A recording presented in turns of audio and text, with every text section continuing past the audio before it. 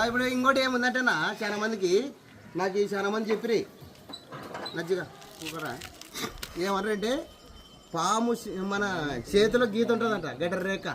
ఆ గడ్డ రేఖ ఉంటే పాము ఆగుతుందంట. ఇప్పుడు అని గడ్డ రేఖ ఉంది కదా అనుకో. ఇప్పుడు ఈ పాము ఫోన్ అని అంటారు పోతుందని చూద్దాం పోతుందే. ఇప్పుడు ఆ గంట ఆగుతుంది అది. అనుగంట అనుగుతుందా? అనుగు అంటాను. ఇప్పుడు అనుగుతుంది అది. గడ్డ రేఖ కాదు, తొక్క రేఖ కాదు. అసలు పాము మనిషికి ఆగుతుంది అనేది అబద్ధం.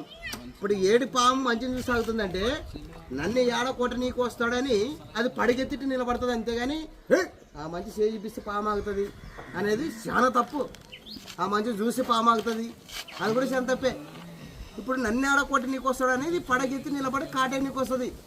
అట్లా ఈ గడ్డ రేఖలు అవి వల్ల నమ్మకూడదు.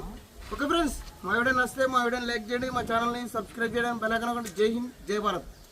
ఇటుదా ఇప్పుడు ఇంకోటిదా ఇట్లా అంటేదా అది పీక నాకు సరం అయ్యింది. ఇట్లా అంటే నాకు సరద్దు బ్రేక్ డాన్స్ చేయంటే వేస్తుంది. ఇప్పుడు అది దానికి చెవులు ఉండవు ఏముండవు. అట్లా బా సంచి తీసుకురా స్వామి.